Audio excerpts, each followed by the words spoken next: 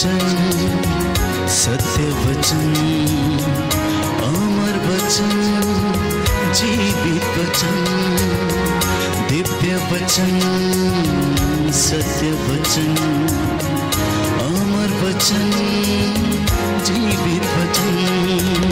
साई दा बामा बनी दा बामा बगरे जनी रे जनी रे जनी रे जनी रे सा। दिव्य वचन, सत्य वचन, अमर वचन, जीवित वचन, दिव्य वचन, दिव्य वचन।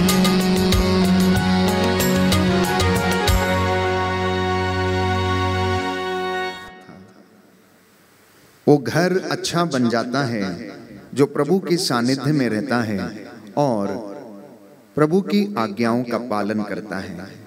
इसलिए प्यारे भाई प्यारी बहन, परमेश्वर की इच्छा पर चलना सीखिए, ईश्वर के सानिध्य में रहना सीखिए, ईश्वर को उतना बड़ा देखने की कोशिश करें जितना बड़ा वो है। परमेश्वर के हृदय में अपने आप को समर्पित करना, जैसे एक छोटा बालक, नवजात बच्चा जो 1, 2 या 3 साल का होता है तो अपनी माँ के आंचल में अपने आप को छिपा लेता है, वैसे ही प्रभु के बेटे और बेटियों को, विश्वासियों को परमेश्वर के सानिध्य में रखने की आवश्यकता है। 5वीं बात, परमेश्वर का आदर यदि आप करेंगे तो वो आपका आदर करेगा। जैसा कि सामुएल के ग्रंथ अध्याय 2 पद संख्या 30 में लिखा है, मैं उनका आदर करता हूँ जो मेरा आदर करते हैं, लेकिन जो मुझे तुच्छ जानते हैं मैं भी उन्हें तुच्छ जानता हूँ।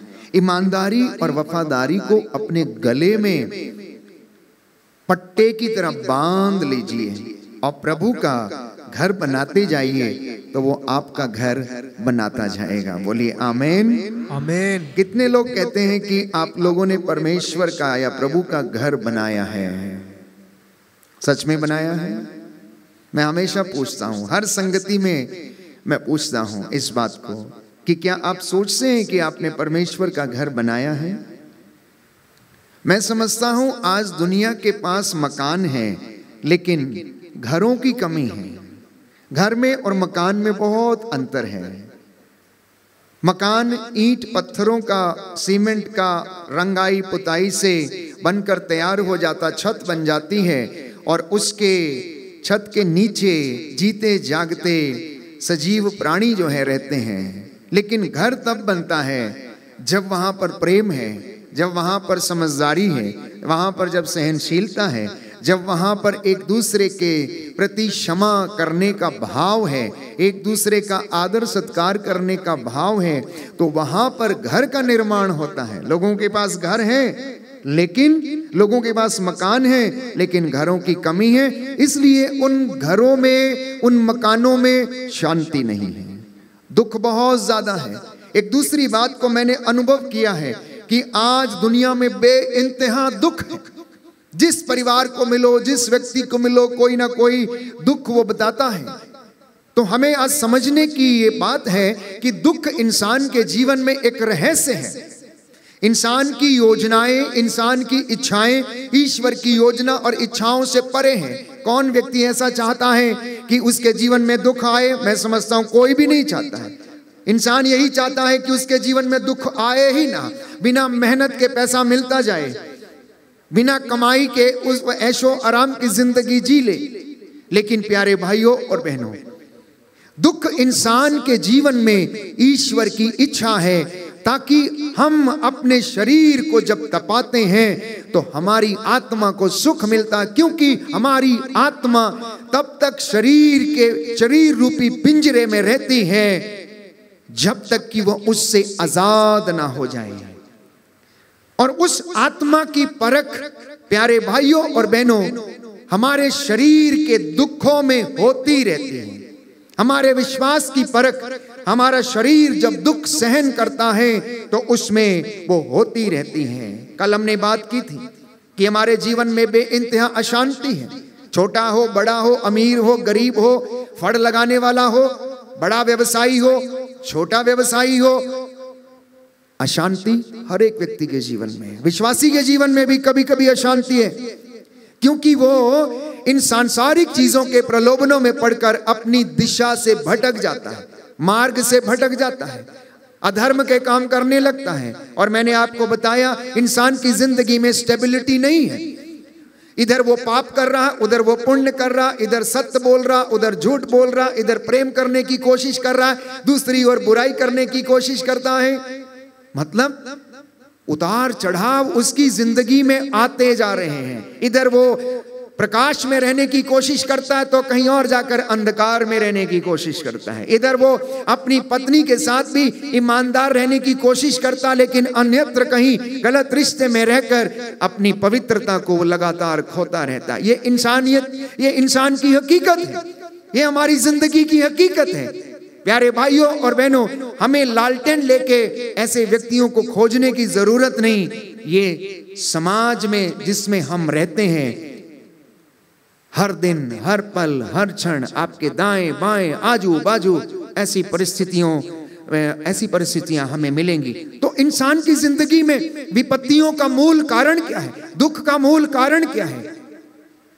मैं समझता हूं कि ईश्वर की आज्ञा का पालन नहीं करना, धर्मशास्त्र की आज्ञा का पालन नहीं करना, अपने धर्मशास्त्रों पर मनन चिंतन नहीं करना, उसमें क्या शिक्षा दी गई है उसको केवल सुनना है, लेकिन जिंदगी में उसको एग्जीक्यूट नहीं करना, पालन नहीं करना है, सत्य की संगत नहीं करनी है, अच्छे लोगों की संगत नहीं करनी। बाइबल कहती है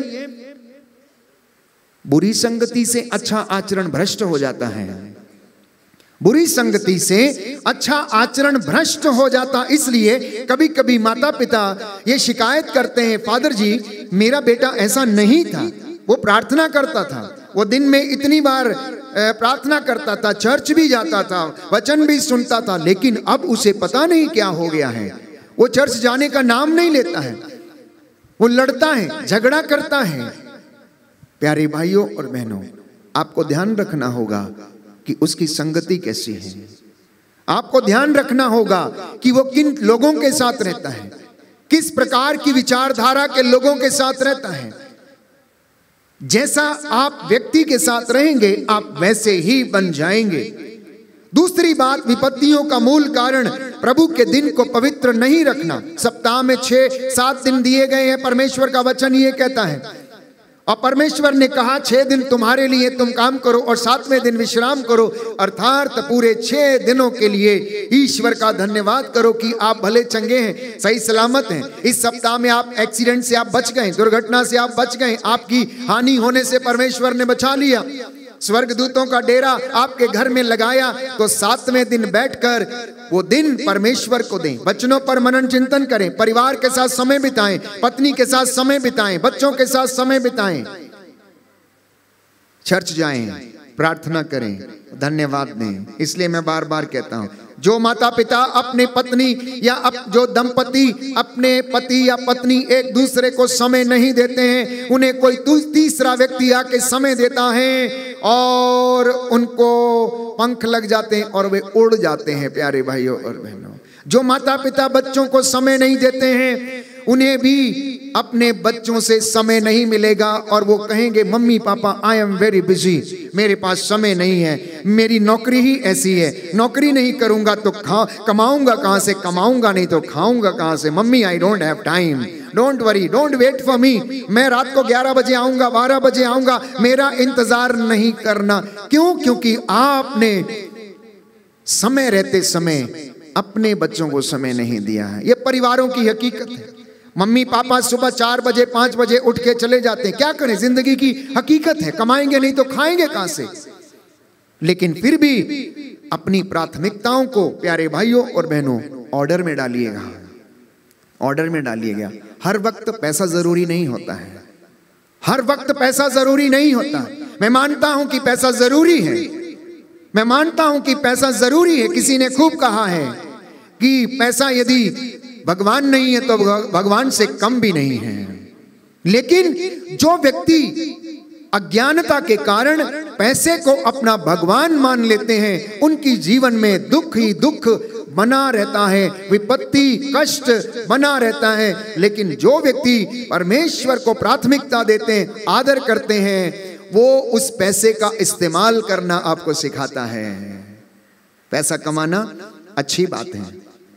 कोई व्यक्ति पैसा कमाता है, लेकिन यदि शास्त्रों से जुड़ा नहीं है, यदि ज्ञान उसमें नहीं है, आत्मिक बुद्धि उसमें नहीं है, ईश्वर का ज्ञान उसमें नहीं है, तो उस धन का उपयोग करना उसे नहीं आएगा। उस धन का वो गलत इस्तेमाल करेगा, अय्याशी में, इधर उधर मित्रों के साथ उस धन को उड़ाना। लेकिन यदि आप परमेश्वर की आज्ञा में रहते हैं, उसके वचन में रहते हैं, उस धन का सही इस्तेमाल करना ये पवित्र वचन हमें सिखाएगा। इसलिए मत्ती के सुसमाचार अध्याय 6 में हम पढ़ते हैं, सुंदर वचन है। जो लोग ये सोचते हैं कि पैसा ही सब कुछ है, बिना पैसे के कुछ भी नहीं हो सकता, प्यारे भाइयों और बहनों, ये वचन आज उन लोगों के लिए है। मत्ती का सुसमाचार अध्याय 6, जिनके पास बाइबल है वो खोल लें। ये सुंदर वचन मैं आपके लिए पढ़ूंगा कि प्रभु हमें याद दिलाना चाहता है कि हम आत्मिक उन्नति कैसे कर सकते हैं, हमारे जीवन में आत्मिक उन्नति परिवार में, व्यक्तिगत जीवन में कैसे आ सकती है। मत्ती का सुसमाचार अध्याय 6 पद संख्या 33 से हम पढ़ेंगे। तुम सबसे पहले ईश्वर के राज्य और उसकी धार्मिकता की खोज में लगे रहो। तुम सबसे पहले ईश्वर के राज्य और उसकी धार्मिकता की खोज में लगे रहो, और ये सब चीजें तुम्हें यूं ही मिल जाएंगी। कल की चिंता मत करो, कल अपनी चिंता स्वयं कर लेगा। आज की मुसीबत आज के लिए बहुत है। बोलिए हालेलुया, हालेलुया। दाहिना हाथ उठाकर अंगीकार करेंगे, हालेलुया, हालेलुया। प्रभु का वचन कहता है, प्रभु का वचन कहता तुम है, सबसे पहले ईश्वर के राज्य ईश्वर के और राज्य उसकी धार्मिकता की खोज करो, उसकी धार्मिकता की खोज और करो, ये सब चीजें और ये सब चीजें तुम्हें यूं ही मिल जाएंगी। यूं ही मिल जाएंगी। कल की चिंता मत करो, कल की चिंता मत कल करो, अपनी चिंता कल अपनी चिंता स्वयं कर लेगा। स्वयं कर लेगा। आज की मुसीबत आज के लिए बहुत है। आज के लिए बहुत है। Hallelujah, hallelujah, hallelujah, hallelujah, hallelujah. Hallelujah. एक सच्चा विश्वासी केवल आज के लिए जीता है, कल की चिंता नहीं करता। क्यों? क्योंकि वो ईश्वर पर भरोसा करता है कि परमेश्वर ने उसके लिए ये योजनाएं बनाई हैं, ये योजनाएं उसके लिए निर्धारित हैं, और वो योजनाएं उसके जीवन में पूरी करेगा। वो इसलिए नहीं जीता क्योंकि कल कभी आता नहीं है, कल कभी आता नहीं है। इसलिए शैतान भ्रम में डालता है, आज नहीं करना बेटा, कोई बात नहीं, कल जाना। इस इतवार नहीं गए, कोई बात नहीं, अगले इतवार चर्च चले जाना, अगले इतवार मंदिर चले जाना, कोई बात नहीं, फर्क नहीं पड़ता है। क्योंकि उसको मालूम है कि कल कभी आएगा ही नहीं। किसी ने देखा है कल? किसी ने देखा है? कोई देखेगा कल क्या होने वाला है? कल मैं उठूंगा या नहीं उठूंगा कोई जानता है या मैं जानता हूं? किसी ने? शैतान प्यारे भाइयों और बहनों अच्छी तरह से जानता हमारा शत्रु की आपको और मुझे कैसे बहकाना है। इसलिए प्यारे भाइयों और बहनों, शास्त्रों में कवियों के द्वारा सुंदर बातें कही गई। कल की चिंता मत करो, आज की चिंता करो। आज हमारा जीवन कैसे बीत रहा है, आज हम कितने दान पुण्य के काम कर सकते हैं, कितनी सेवा हम कर सकते हैं, कितना अपने आप को शुद्ध और पवित्र रख सकते हैं। जब हमारी जिंदगी में अपराध बोध रहता है, अधर्म का काम रहता है, चोरी रहती है, तो हमारी आंखें सदा नीची रहती हैं, हमारा कॉलर सदा नीचे रहता है। लेकिन अगर आप सच्चे हैं तो आपका कॉलर हमेशा ऊपर रहेगा। आप किसी की बात सुनना स्वीकार नहीं करेंगे। क्यों? क्योंकि पता है कि आप पवित्र हैं, आप सच्चे हैं, और आप जानते हैं और आपका परमेश्वर जानता है।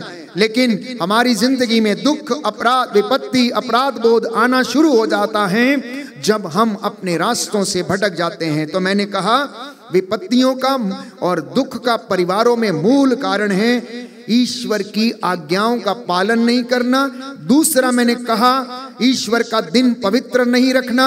तीसरा मैंने आपसे कहा ईश्वर का आदर नहीं करना, मतलब पवित्र शास्त्रों पर ध्यान नहीं देना, उनकी बातों को नहीं मानना। कौन अपने शास्त्रों को पढ़ता है?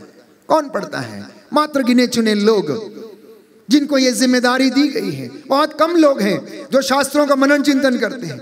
बहुत कम लोग हैं जो प्यारे भाइयों और बहनों विद्वानों की बातों पर मनन चिंतन करते हैं। बहुत कम लोग हैं जो बाइबल पढ़ते हैं। मैंने कहा इसलिए मसीही लोग बहुत हैं, विश्वासी थोड़े हैं, क्योंकि उनका विश्वास कमजोर है। मसीही होना काफी नहीं है, विश्वासी बनना है। चौथी बात मैंने कही, सांसारिक चीजों पर आसक्त होना सबसे बड़ी समस्या है लोगों की, क्योंकि सांसारिक चीजें हमें क्षणिक सुख प्रदान करती हैं। कोई दारू पीता है, उसका नशा कितनी देर तक रहता है? या कोई बहुत ज्यादा पैसा करके खर्च करके रात को नाइट क्लब या कैबरे में जाता है, कितनी देर उसको आनंद मिलता है? वो आनंद प्यारे भाई और बहनों परमानेंट नहीं है। जिस तरह आनंद परमानेंट नहीं है, आप जान लीजिए कि दुख भी हमारे जीवन में परमानेंट नहीं है। दुख आएगा और जाएगा। ये मेरे और आपके ऊपर निर्भर करता है कि मैं और आप उसको किस तरह से अपनी जिंदगी में देखने की कोशिश करते हैं। पांचवी बात, अधर्म के काम करना, बुराई करना, ईर्ष्या रखना, अहंकार करने से इंसान अपने आप को ही दुख देता है, अंदर ही अंदर घुटता और जलता रहता है। छठवीं बात, जीवन में धार्मिकता और धार्मिक मूल्यों की कमी के कारण हमारी जिंदगी में विपत्तियां आती हैं और दुख आता है। दुख एक रहस्य है। मैं समझता हूं कि आप में से जितने लोग यहां पर बैठे हैं, हर व्यक्ति के जीवन में कोई ना कोई दुख होगा, कोई ना कोई समस्या होगी। इसीलिए आप यहां पर आए हैं वचन सुनने के लिए।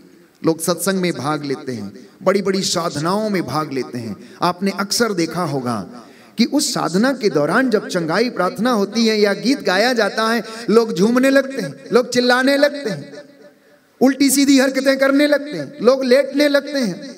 आखिर ऐसा क्यों होता है? कुछ लोग कहते हैं पवित्र आत्मा ने स्पर्श किया, कुछ लोग कहते हैं शैतानी आत्मा शायद इसके ऊपर आ गई है, इसलिए रोना चिल्लाना इसने शुरू कर दिया है। और हमारे पास सवालों के जवाब नहीं है। कभी उनसे आप पूछ के देखिए कि आखिर उनकी जिंदगी में ऐसा क्यों है, तो आपको पता लगेगा कि उनकी जिंदगी में बेइंतहा दुख है। वो बेइंतहा कष्ट से गुजरे हैं, वो बेइंतहा विपत्तियों से घिरे हुए हैं। हो सकता है कर्ज की समस्या हो सकता है बेटी ने घर छोड़ दिया हो सकता है बेटा कहीं दूर चला गया हो सकता है बच्चे माँ बाप का आदर नहीं कर रहे हैं, कहना नहीं मान रहे हैं, मार पिटाई करते हैं। और अब वो दुख रोने, चिल्लाने और अजीब तरीके की हरकतें करने से वो व्यक्त हो रहा है।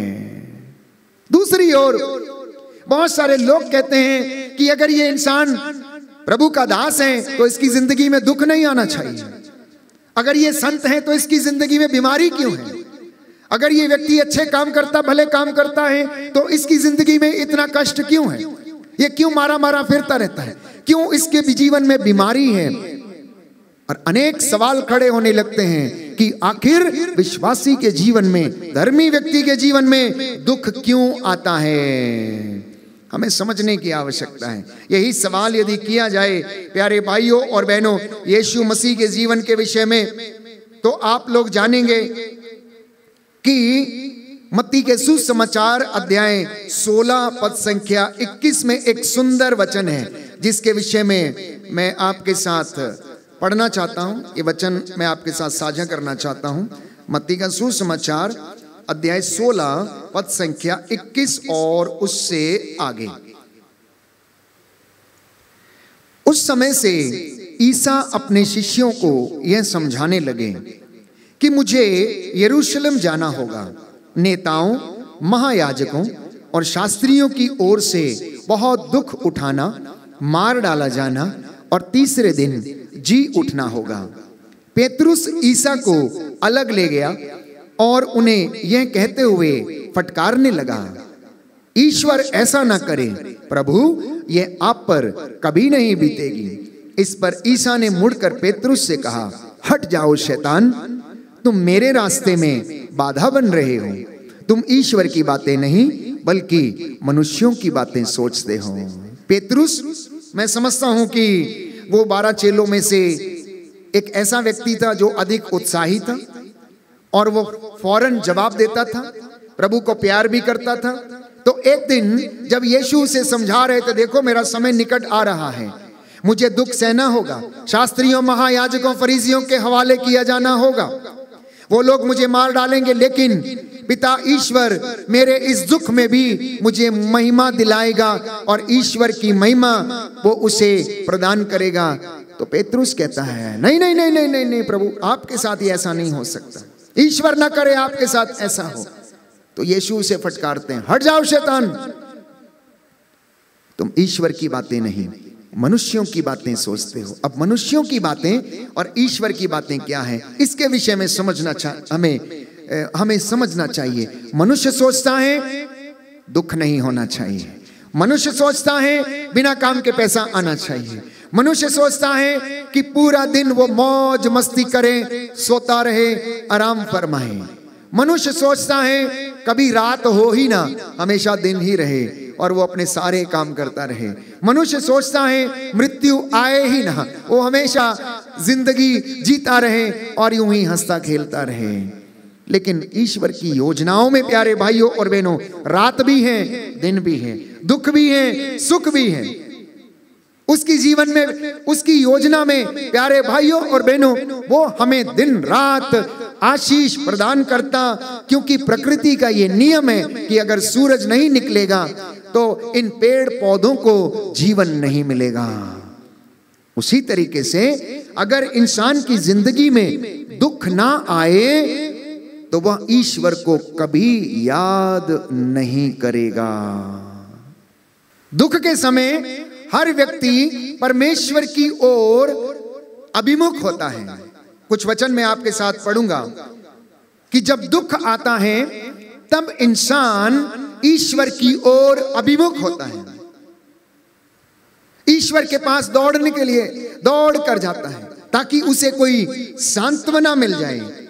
तो प्यारे भाइयों और बहनों, लेकिन वो सुख में नहीं करना चाहता, उसे याद ही नहीं रहता, परमेश्वर का याद ही नहीं रहता, पता ही नहीं रहता है कि ईश्वर है नहीं है, पाठ करना है नहीं है, वचन पढ़ना है नहीं है, ऑल्टर के सामने खड़े होना है नहीं है, सुबह नौकरी पर जाते समय याद करना है नहीं करना है, शाम को घर लौटते समय धन्यवाद देना है नहीं, कोई चिंता नहीं रहती। जब तक उसके पास पैसा है, स्वास्थ्य है, तो वो सब कुछ यूं ही उसके लिए चलता है। तो एमाउस के रास्ते पर दो शिष्य जिनके चेहरे बड़े मलिन थे, वो बड़े दुखी थे, वो दोनों आपस में डिस्कस करते हुए जा रहे थे बीती घटनाओं के विषय में। तो यीशु उनके साथ आके हो लेते हैं और उनसे कहते हैं, लेकिन चेले यीशु को पहचान नहीं पाते हैं।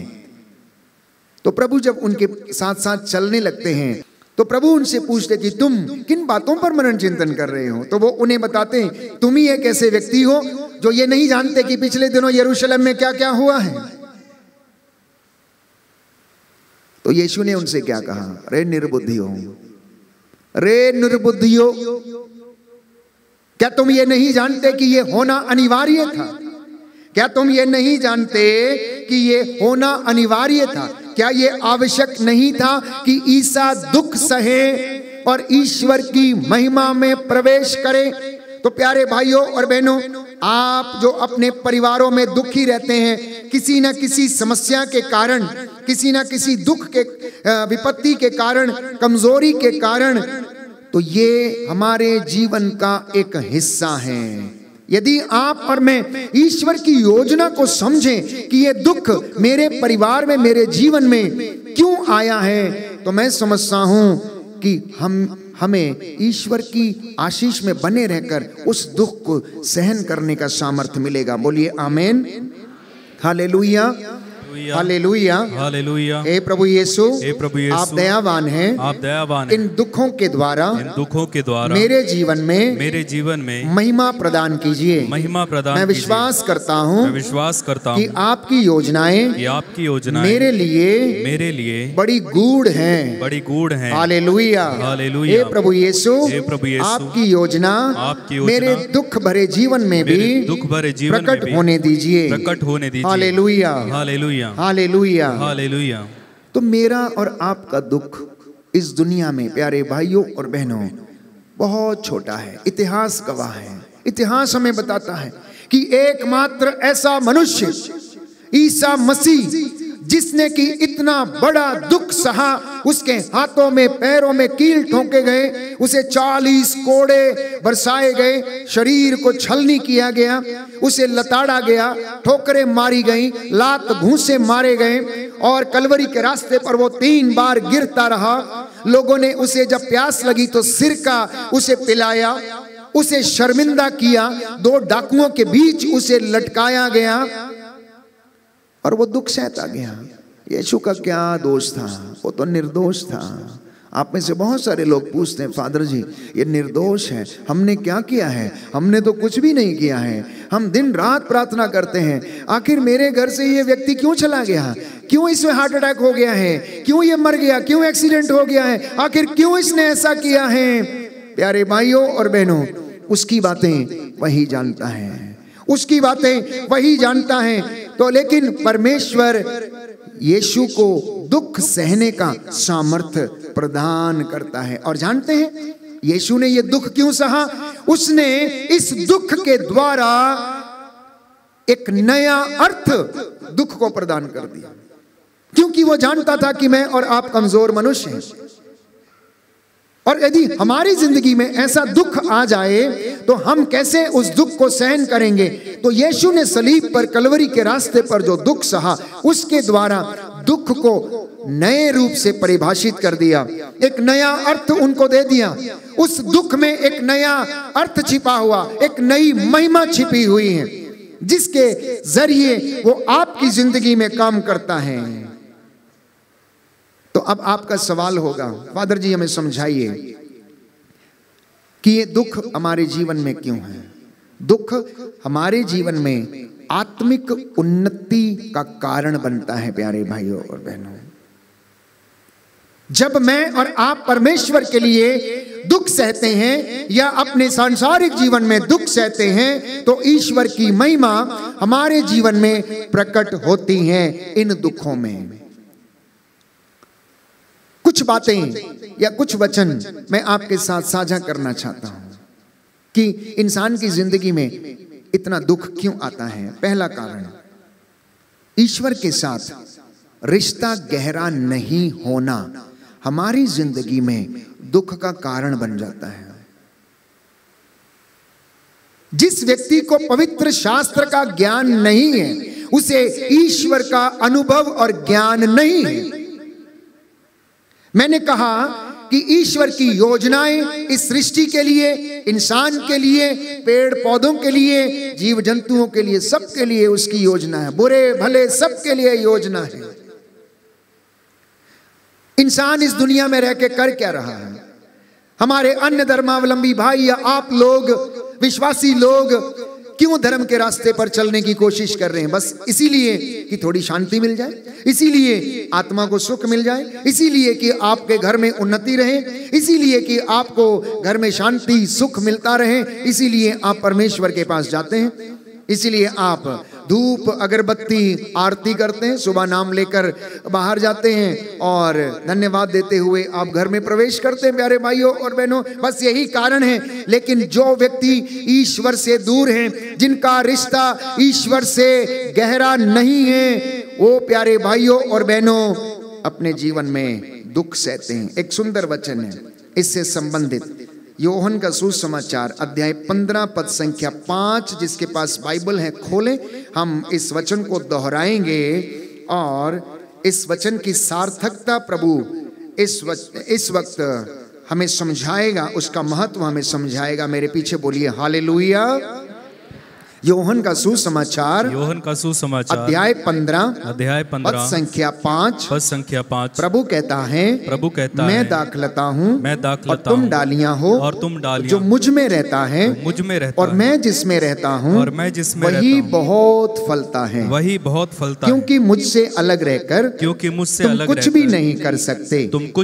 यदि कोई मुझ में नहीं रहता तो वह सूखी डाली की तरह फेंक दिया जाता है फेंक दिया जाता है। लोग ऐसी डालियां बटोर लेते हैं लोग ऐसी डालियां बटोर लेते हैं और आग में झोंककर और आग में झोंक जला देते हैं। जला देते हैं। यदि तुम मुझ में रहो यदि तुम मुझ में और रहो तुम में मेरी शिक्षा बनी रहती है और तुम में मेरी शिक्षा तो बनी चाहे रहती है, जो मांगो तो चाहे जो वह मांगो, तुम्हें दिया जाएगा। वह तुम्हें दिया जाएगा। मेरे पिता की महिमा मेरे पिता की इससे महिमा प्रकट होगी इससे प्रकट कि होगी तुम लोग बहुत फल उत्पन्न करो बहुत फल और उत्पन्न मेरे करो शिष्य बने रहो। और मेरे शिष्य बने आमीन रहो। आमीन। Hallelujah hallelujah hallelujah hallelujah. मैं समझता हूं कि पूरे वक्तव्य का सार आपको मिल गया है। दुखों का कारण ईश्वर से दूर रहना, उससे संबंध टूटा रहना, जहां से हमें जीवन मिलता है, जहां से आत्मिक उन्नति होती है, जहां से हमारी आत्मा को शांति मिलती है। अगर कोई व्यक्ति उस स्रोत से भटक जाएगा, अलग हो जाएगा, तो प्यारे भाइयों और बहनों, उसके जीवन में शांति रस समाप्त हो जाएगा, प्रेम रस समाप्त हो जाएगा, क्षमा का भाव समाप्त हो जाएगा। वो मारने काटने, एक दूसरे को नीचे गिराने में ही लगा रहेगा, जैसा कि आज आप देखते हैं। प्रभु का वचन योहन के पहले पत्र में हमें समझाता है कि जिस व्यक्ति के अंदर, जिसके हृदय में प्रेम नहीं है, उसमें ईश्वर का निवास नहीं है।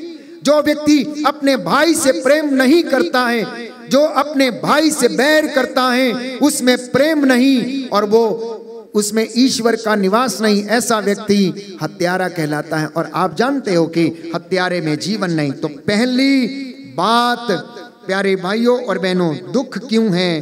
क्योंकि वह व्यक्ति ईश्वर में नहीं है, ईश्वर से वो दूर है, इसलिए उसके घर में, परिवार में दुख आता है।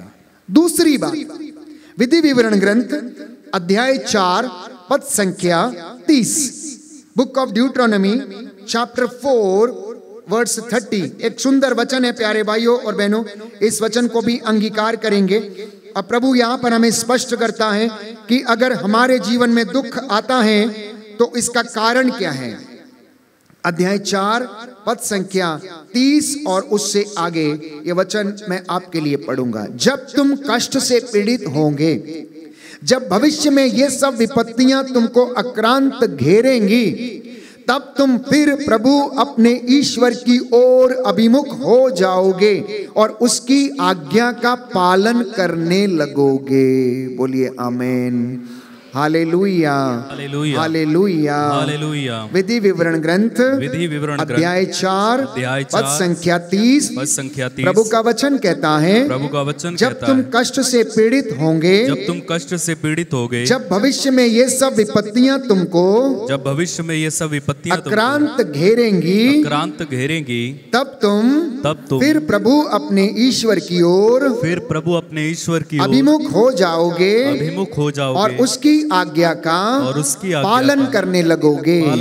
Hallelujah hallelujah hallelujah hallelujah. तो मैंने कहा ना, जब इंसान के जीवन में कष्ट आता, दुख आता है, तो वह ईश्वर की ओर अभिमुख होने लगता है।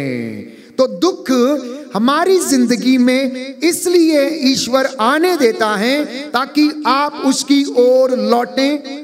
दुख में आपकी प्रार्थना दुगनी हो जाए। जितना कष्ट बड़ा है, जितना दुख बड़ा है, आपकी प्रार्थना उतनी ज्यादा हो जानी चाहिए। प्रभु यीशु के जीवन में हम पाते हैं, यूहन्ना पैशन नैरेटिव अर्थात दुख भोग के प्रसंग में लिखते हुए कहता, जब यीशु क्रूस उठाने के लिए तैयारी कर रहा था तो वो गत्सेमनी बाग में औंधे मुंह होकर जाकर लेट जाता है, प्रार्थना करता है और उसका पसीना खून बनकर जो है वो बहने लगता है, वो बहने लगता है। पूरी रात प्रार्थना में बिताया। पेतरुस उस दुख को सहन करना नहीं चाहता था, वो जागना नहीं चाहता था, वो जागना नहीं चाहता था प्यारे भाइयों और बहनों, इसलिए उसने आराम फरमाया। गत्सेमनी के बाहर बैठकर जब प्रभु ने उससे कहा यहाँ बैठे रहो, प्रार्थना करते रहो, 3 बार बेचैनी के कारण यीशु मसीह अपने चेलों को देखने आए कि चेले क्या कर रहे हैं। याकूब, यूहन्ना और पेतरुस उन्हें सोता हुआ पाया, वो जाग नहीं रहे थे, आराम फरमा रहे थे प्यारे भाइयों और बहनों। वो दुख सहने को तैयार नहीं थे, लेकिन यीशु दुख सहने के लिए अपने आप को तैयार कर रहा था। दुख हमें ईश्वर की ओर अभिमुख करता है।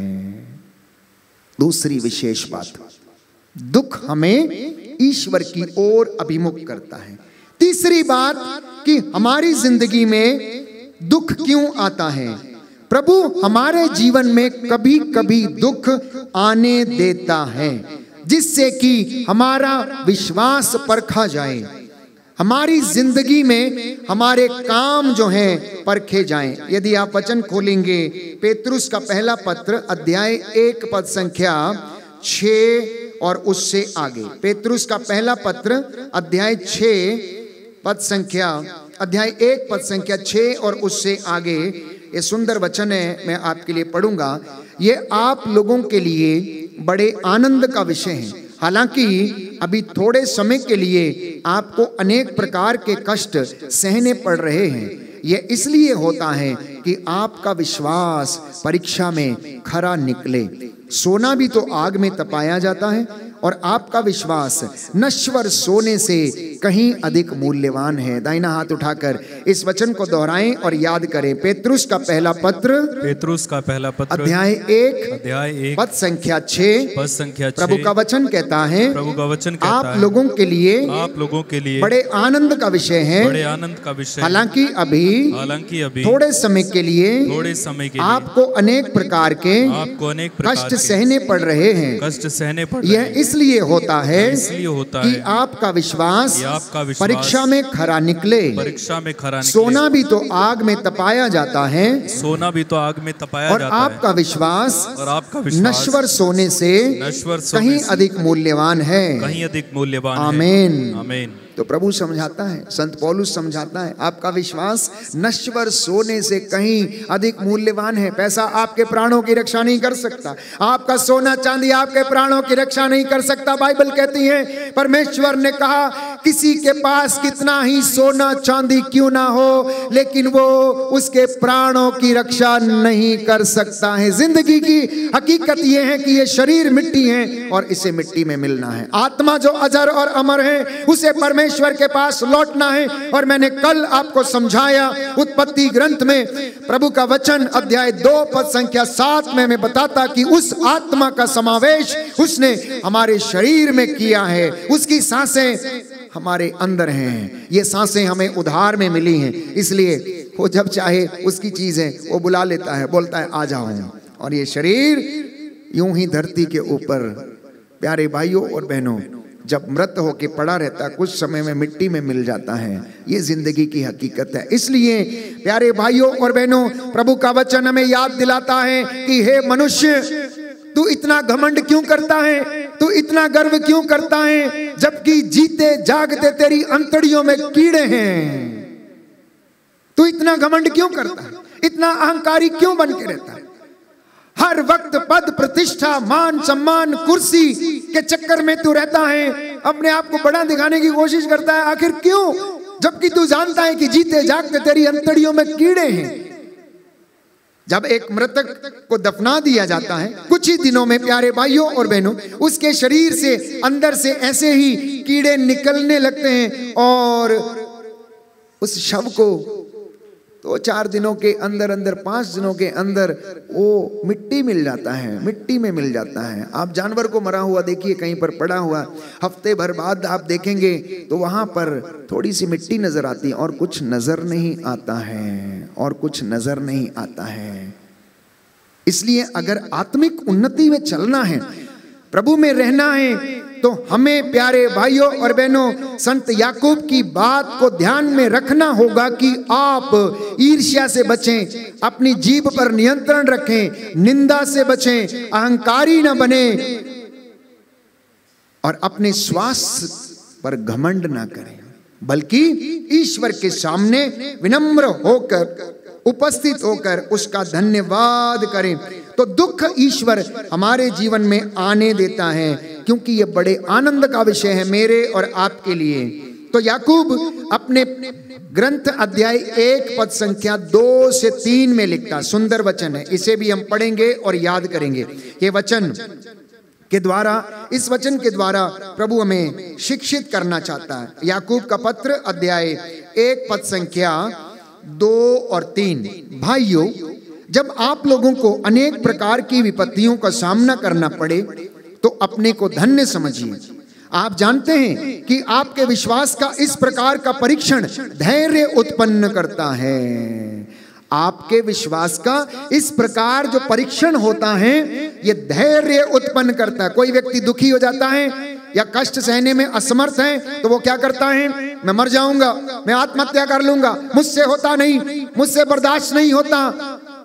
प्यारे भाइयों और बहनों, आपके शरीर पर आपको किसने अधिकार दिया? ये शरीर तो ईश्वर के द्वारा आपको वरदान स्वरूप दिया गया, चाहे वो कैसा भी है, मोटा है, काला है, गोरा है, तगड़ा है, नाटा है, छोटा है, जैसा भी है, ये परमेश्वर की इच्छा हमारे जीवन में पूरी होती है प्यारे भाइयों और बहनों। इसलिए ईश्वर की उस सृजित कृति को आनंदमय होकर देखना और ईश्वर का धन्यवाद करना, तो ये सुंदर वचन है। दाहिना हाथ उठाकर मेरे पीछे दोहराइए, हालेलुया, हालेलुया। यीशु की स्तुति हो, यीशु की स्तुति हो। प्रभु का वचन कहता है, प्रभु का वचन कहता है, याकूब का पत्र, याकूब का पत्र, अध्याय 1, पद संख्या 2, जब आप लोगों को अनेक प्रकार की विपत्तियों का सामना करना पड़े तो अपने को धन्य समझिए। आप जानते हैं आपके विश्वास का इस प्रकार का परीक्षण धैर्य उत्पन्न करता है। धैर्य को पूर्णता तक पहुंचने दीजिए, जिससे आप लोग स्वयं पूर्ण तथा अनित्य बन जाएं और आप में किसी बात की कमी ना रहे। Hallelujah, hallelujah. यीशु की स्तुति हो, यीशु को धन्यवाद, यीशु की आराधना हो, यीशु की महिमा हो, यीशु को धन्यवाद। Hallelujah, hallelujah. तो दुख क्यों आता हमारी जिंदगी में? पहला बात मैंने कही, प्रभु के साथ गहरा रिश्ता या संबंध नहीं होना। दूसरी बात कि दुख हमें ईश्वर की ओर अभिमुख करता है और कभी कभी ये दुख ईश्वर हमारी जिंदगी में आने देता है। तीसरी बात मैंने कही, प्रभु हमारे जीवन में दुख आने देता है क्योंकि दुख से हमारे विश्वास की परख और परीक्षा होती है और हम खरे उतरते हैं। चौथी बात, प्रार्थना नहीं करना। परिवार में पारिवारिक प्रार्थना का नहीं होना घर में अशांति पैदा करता है। जब पति पत्नी बच्चे एक साथ मिलकर प्रार्थना करने में असमर्थ रहते हैं तो प्यारे भाइयों और बहनों, उनके जीवन में अशांति रहती है। अब आप पूछेंगे कि फादर जी, अगर दुख हमारी जिंदगी में है तो हम क्या करें? हम क्या करें? तो पहली बात यह है कि ईश्वर के वचन पर भरोसा करना और प्रार्थना करना। दूसरी बात, जब दुख ज्यादा आ जाए तो अपनी प्रार्थना को बढ़ा दीजिए, अपनी प्रार्थना को आप बढ़ा दीजिए। तीसरी बात, प्रवक्ता ग्रंथ अध्याय 2 पद संख्या 3 में प्रभु का वचन हमें याद दिलाता है कि दुख के समय ईश्वर से आप लोग लिपटे रहें। दुख में भटकने का प्रलोभन अवश्य आएगा। मान लीजिए कोई बहुत ज्यादा बीमार है और वो संगति करने के लिए बैठा है, लेकिन वो व्यक्ति ठीक नहीं हो रहा है, तो वो व्यक्ति कहीं दूसरी जगह उसको लेकर जाएगा जहां पर उसे इंस्टेंट रिलीफ मिल जाए। हो सकता है धागा ताबीज, हो सकता है तंत्र मंत्र, हो सकता है किसी सियाने के पास ले जाए या फिर कोई अन्य काम करे। तो दुख में भटकने का प्रलोभन मिलता है और मिलेगा। कई बार व्यक्ति ऐसा करते हैं, फादर जी इतने दुखी थे, क्या करते? जिसने जहां बोला वहां गए, सब कुछ किया, धागा किया, ताबीज किया, तंत्र किया, मंत्र किया, लेकिन कुछ नहीं हुआ, कुछ नहीं हुआ।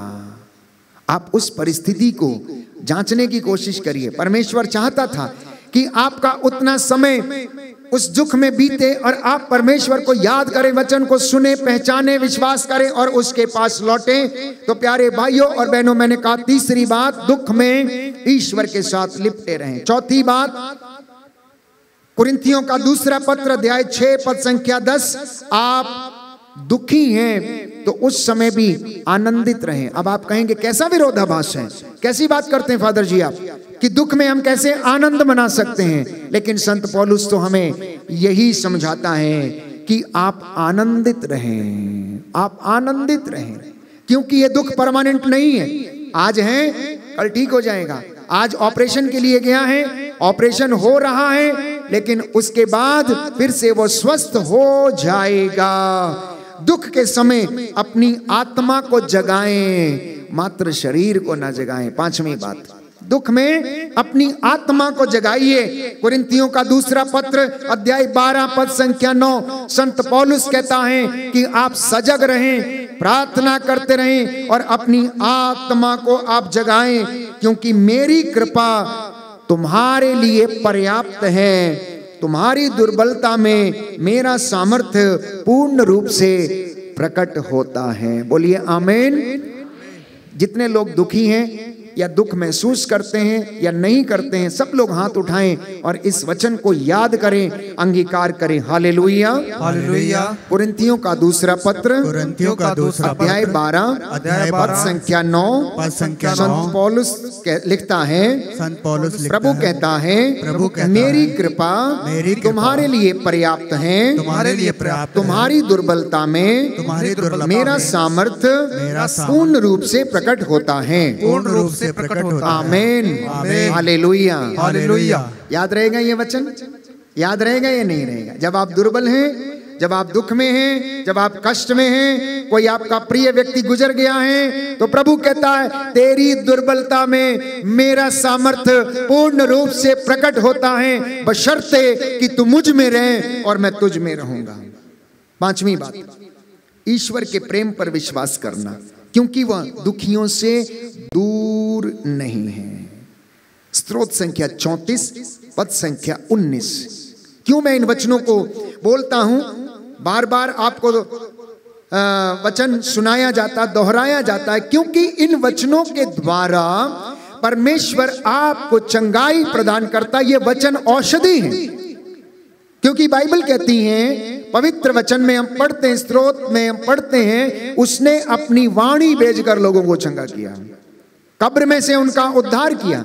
जब उनको वो वचन सुनाया गया तो वो वचन उनके जीवन में कार्य करना शुरू करता है। और प्रभु का वचन हमें बताता, स्तोत्र संख्या 34 पद संख्या 19, प्रभु दुखियों से दूर नहीं, जिनका मन टूट गया प्रभु उन्हें संभालता है, प्रभु उन्हें संभालता है। बाइबल में एक बहुत प्रभावशाली कहानी है और वो है अय्यूब की कहानी। अय्यूब के जीवन में दुख ही दुख आया। जब परमेश्वर ने शैतान से पूछा, तो पृथ्वी पर जब चक्कर लगा रहा था तो तेरी दृष्टि मेरे दास अय्यूब पर नहीं पड़ी? तो उसने कहा, क्योंकि तूने उसके चारों ओर घेरा लगा के रखा है, तो मैं कैसे उस पर आंख डाल सकता हूं, मैं कैसे ऊपर हाथ डाल सकता हूं? तू एक काम कर, वो घेरा हटा और उससे सब कुछ ले ले जो उसको तूने दिया है। अय्यूब के पास धन थी, पैसा, संपत्ति, माल, डंगर, सब कुछ था उसके पास, ऊंट, गधे, सब कुछ थे। उसका राज्य का विस्तार बहुत बड़ा था, वो बहुत बड़ा धनी व्यक्ति था।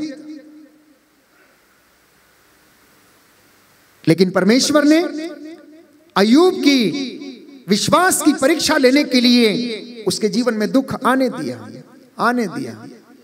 शैतान ने उसका सब कुछ लुटा दिया, सब कुछ ले लिया, उसको जीवन में बड़ा कष्ट दिया। लेकिन अय्यूब, प्यारे भाइयों और बहनों, अपने विश्वास में कायम रहा। वो ईश्वर पर भरोसा करता था। उसकी पत्नी जब आकर उससे कहने लगी, दिन रात प्रार्थना करते हो, दिन रात वचन पर मनन चिंतन करते हो, और वो ईश्वर तुम्हें दुख ही दुख दे रहा है, उसे छोड़ क्यों नहीं देते, त्याग क्यों नहीं देते? अय्यूब कहने लगा, तुम क्या बात करती हो, मूर्ख स्त्रियों की तरह बात करती हो। क्या हमारे लिए उचित नहीं है? अगर ईश्वर ने सुख दिया, उसने वरदान दिए तो हमने ग्रहण किए, अब वो अगर दुख दे रहा है तो क्या मैं उसे स्वीकार न करूं? उसने दिया था, उसने ले लिया, मेरा था ही क्या? मेरा तो कुछ भी नहीं था। मैं तो नंगा माता के गर्भ से बाहर आया और नंगा ही मुझे जाना है। उसने जो कुछ दिया था वापस ले लिया, सब उसका है। उसके मुख से ईश्वर के प्रति एक भी शिकायत नहीं निकली, प्यारे भाइयों और बहनों। और जानते हैं, जानते हैं बाइबल में उसके विषय में लिखा कि परमेश्वर ने उसे सब कुछ दुगनी मात्रा में प्रदान किया, चाहे ऊंट हो, चाहे संपत्ति हो, चाहे उनके गधे या गधियां, सब कुछ उसने उसे डबल करके दिया। उसके बैलों की जोड़ियों को भी उसने डबल करके दिया, क्योंकि हमारी दुर्बलताओं में ईश्वर की महिमा प्रकट होती है और वो दुखियों से दूर नहीं है। कुछ वचनों को हम दोहराएं, याद करें और उसके बाद मिस्सा बलिदान में हम प्रवेश करेंगे और प्रवचन में हम आत्मिक उन्नति कैसे करें वचन पर मनन चिंतन करेंगे। Hallelujah, hallelujah. प्रभु का वचन कहता है, प्रभु का वचन कहता है, स्त्रोत संख्या 147, स्रोत संख्या पद संख्या 3, प्रभु दुखियों को दिलासा देता प्रभु दुखियों को और उनके घावों पर पट्टी बांधता है। पट्टी बांधता है। Hallelujah, hallelujah, hallelujah, hallelujah, hallelujah, hallelujah. कुरिन्थियों का दूसरा पत्र कुरिन्थियों का दूसरा अध्याय 1 पद संख्या 3 और 4, पद संख्या 3 और 4। धन्य है वह,